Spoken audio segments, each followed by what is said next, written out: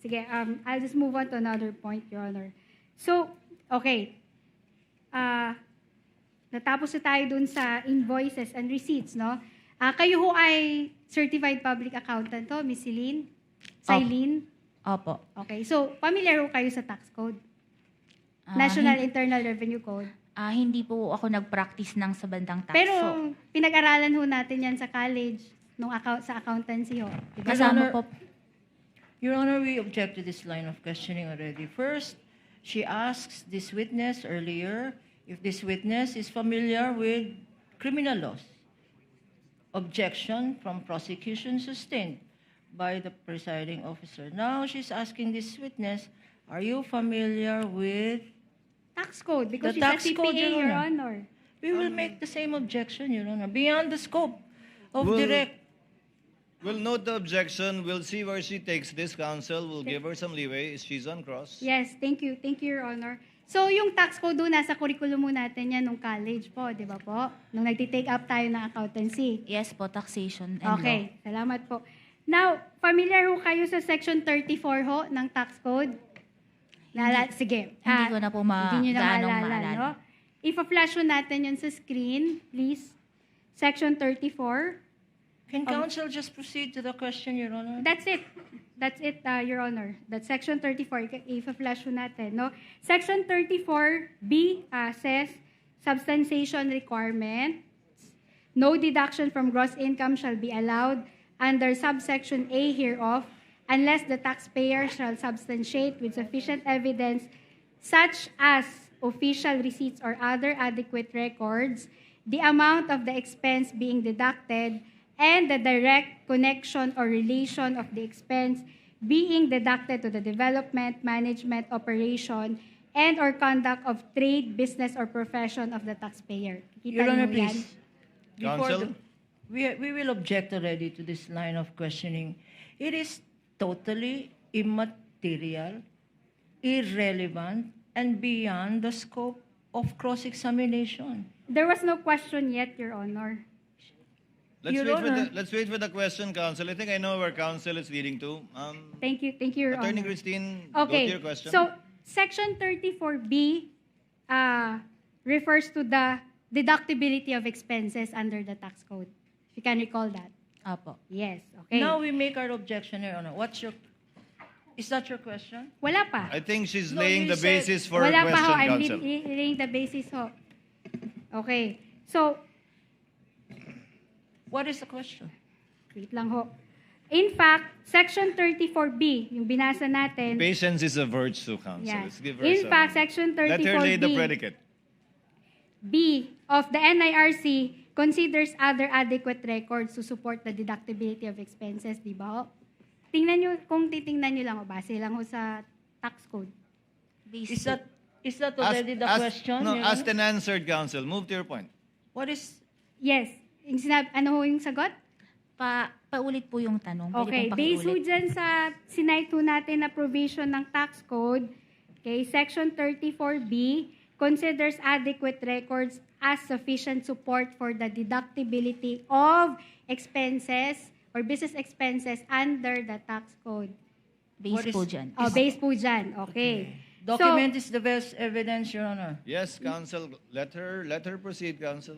Thank you, Your Honor. It does not require an invoice. Nakalagay ho dyan, invoice.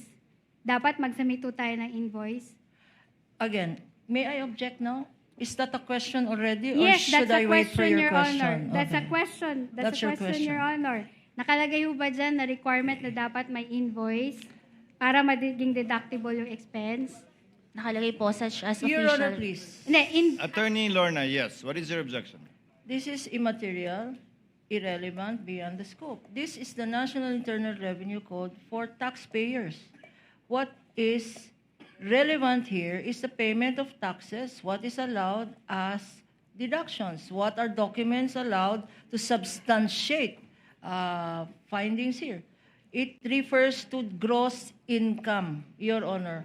What has gross income have to do with confidential funds Let- of the Office of the Vice President and the DepEd, Your Honor? Since it's 11:55, let the presiding officer go to the point. I think Attorney Christine is going towards. Attorney Silene, nasa tax code, para sa kung namang dahilan o purpose, ay pwede ka mag-present ng adequate records maliban sa resibo. Alam niyo yan bilang accountant. Opo. Sa trabaho niyo po ba ngayon sa COA, sa paghahanap, ayon sa pag-cite niyo ng provision kanina, ng iba pang dokumento bilang suporta sa paggastos ng confidential fund, tiningnan niyo ba maliban sa official receipt, adequate records na ginagamit din naman sa NIRC kung aplikable yan sa COA? Pwede pong pakiulit yung tanong. Applicable din ba ang adequate records maliban sa resibo sa COA at hindi lamang dito sa NIRC bilang accountant? Kaya nga siguro required na accountant kayong lahat o abogado, hindi ba? Opo. So pwedeng adequate records. Opo, na ma-ascertain namin kung talagang nagamit to for confidential expenses. Pwede kayo magbigay ng isang ehemplo ng adequate record? Maliban sa resibo, maliban sa OR. Anong isang ehemplo ng adequate record base sa karanasan nyo sa ibang national government agencies na nag-liquidate ng confidential at intelligence funds? May mga sinasubmit po sila na gaya po ng acknowledgement receipt at saka po yung mga reimbursement expense receipts po. So yan yung papasok sa adequate records na katanggap-tanggap para sa inyo maliban sa official receipt. Kasama na rin po yung official receipt. Pwede Yun po. bang gamitin ang other record, adequate records sa pagbili ng bagay-bagay? Opo, pwede po. So tables, chairs, pwedeng adequate records at hindi kailangan official receipt sa lahat ng panon. Depende sa kalagayan at sitwasyon. Pero po kasi ito po ay nagpe-pertain sa purchases. So mas sufficient po sa amin kung maipapakita yung sales invoice at official receipts po. Pero posible bang may adequate records yon o wala? Posible bang may iba pang records sa karanasan nyo sa ibang agencies na gumagamit ng intelligence at confidential funds? Resibo lang po talaga para mapatunayan namin na talagang binili yun for tables and chairs. Pag-purchase, Opo. hindi pag-reward, hindi pag-information. Opo, pwede po yung acknowledgement receipts doon. At yun ang papasok sa adequate records. Opo, tama po. Okay. Attorney Christine, Yes, Your Honor. I'll move on. you want to move on to the next point? Yes, yes Okay. po. Yes po.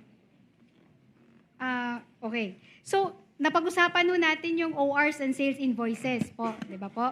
Opo. As a CPA, syempre as COA auditor, familiar ho kayo kung ano yung mga contents nun. Dun sa ORs and invoices, familiar ho kayo ano yung mga details na nandun, di ba po? Opo. Okay. So, nakalagay doon sa ORs and invoices, alos pare-pareho lang ho yan, yung date of transaction, di ba ho? Opo. Okay.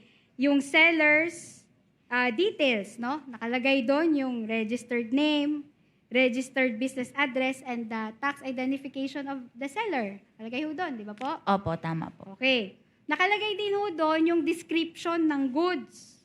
Di ba po? Or in case of services, kung ano ho yung nature ng services provided. Nakalagay ho doon. Opo. Okay. So, nakalagay din ho doon yung buyer's information, no? Yung pangalan ng buyer or ng client, yung address, at saka yung tax identification number ng client. Tama ho? Opo. Okay. Now, let's apply this invoice, these details that are required in an invoice or OR in an actual confidential transaction. Your Okay. Honor, Counsel for the we prosecutor. object to this line of questioning, Your Honor. We are now going to the realm of the hypothetical.